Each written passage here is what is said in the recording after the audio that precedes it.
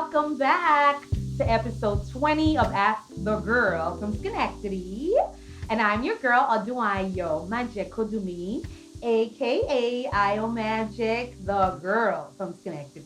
So I'm so excited to be back. I have been busy, busy, busy. I know my last episode was like 3, 4 months ago because I've been working on my new project, Faith and Love. And as I previously mentioned, I am the director, producer, the writer, and I'm acting in this play. So I am so swamped with getting this play up in May, but I am having the best time doing it. It is so much fun. It's so exciting. I can't wait for all of you guys to see this play in May. It's going to be fantastic. So I'm also excited to talk about it and do a couple segments the next couple coming episodes of Ask the Girl from Schenectady. I'm going to do a couple segments, maybe even have some of the actors on my next episode or so. So stay tuned for that. But on this episode, I promised in episode 19 that I was going to also talk about my opinion about the series finale of Insecure, which I know ended months ago. But I wanted to go ahead and kind of give my opinion of how I felt about the season finale. So here it goes.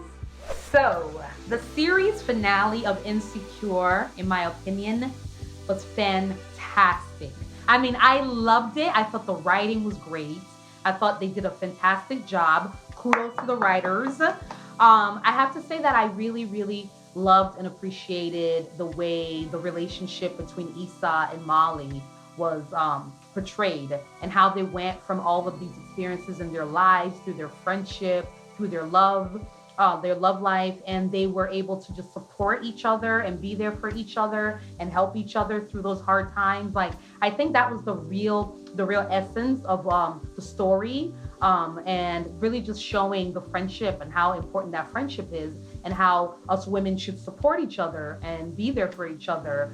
So I really just loved it. I love that. But more importantly, I have to say I really liked the way things ended, how Molly ended up getting married finally. I love that Issa ended up with Lawrence. Now I have to tell you, a lot of people did comment that they were they were very unhappy with Lawrence and Issa ending up together and him having a son and her being with a baby daddy and all this stuff. And I gotta tell you, I think it's realistic. I think it was very realistic. I think the story was very real. I loved it.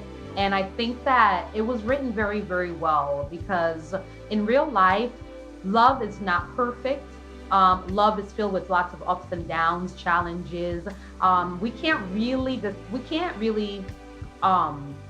tell our own love story, and we can't predict how love is going to find us or how we're going to fall in love with someone, whether he's going to be a baby daddy or not be a baby daddy, if we're going to go through challenges and obstacles and break up and then get back together. Like, I think that they were just trying to show in that realistically, love has a lot of like ups and downs and it's unpredictable and you just never know. Nothing's perfect.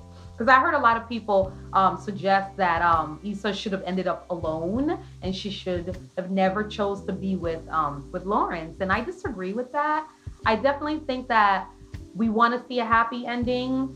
You know, I think that Black women don't always want to just be alone. Like, it doesn't have to always end up with the Black woman being by herself. It happens, you know, a lot of Black women are we're all by ourselves a lot, but I think if we want love and we want someone, that there's nothing wrong with that. And I think that it's okay for her to be with her soulmate, you know, which Lawrence was shown in the play as her soulmate. So I think that it's okay that she ends up with her soulmate and that they ended up together. And I love how it was written. And I don't think she should have ended up alone. I think it was perfect. And I just think that that's really important, and it was written well. And the other characters of the play as well, you know, Kelly and Tiffany, you know, I thought the writing was great. I thought it went well. I thought their ending was great. I thought how everything was told was great. The story was great. And the bottom line is it just seemed very realistic, you know, and I think that it just shows how unpredictable and how unperfect love can be. And now, the moment you've been waiting. My new play, Faith and Love. So I just wanted to talk about my new play a little bit. So piggybacking off of what I just said with Insecure and love being so unpredictable, that's the whole premise actually of this play. Faith and Love is actually a series of different relationships, dynamic love stories from a marriage perspective and a single perspective, a single male and a single female perspective, along with two different marriage dynamics. And I have to say that pretty much exactly what I just said with Insecure about love being unpredictable and just up and down and filled with challenges and obstacles is very realistic. I think that love is a beautiful thing. I think we all want to find it somehow, but I also think it catches you off guard a lot. You don't expect or know where or how or when it's going to show up. I think sometimes love shows up from the last person that we ever expect to fall in love with. We end up falling in love in the weirdest circumstances that we never thought we would, or we end up being with someone under the worst circumstances or the strangest circumstances that we never expected. So I think that, in my opinion, that just like life is filled with a lot of unpredictable moments, love is filled with unpredictable moments as well. And that's basically the premise of Faith and Love. So I'm just basically discussing and going into depth about that with all of the characters in the play. And I just want to make sure that that I just tell the story in a way that it's relatable.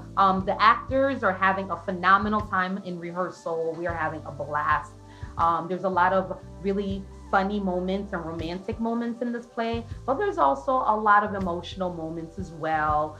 There's a little bit of dramatic moments, so it's all intertwined. But overall, it is a very upbeat, optimistic story about love and hope and trusting and believing in what you want for life. Whether it's not, love in a relationship or marriage, it could be love in your career, love of family, love of yourself, whatever that form of love looks like. That's what I'm basically showing in this play. So once again, Faith and Love is opening May 22nd, 2022 at the Santa Monica Playhouse, 7 p.m. sharp.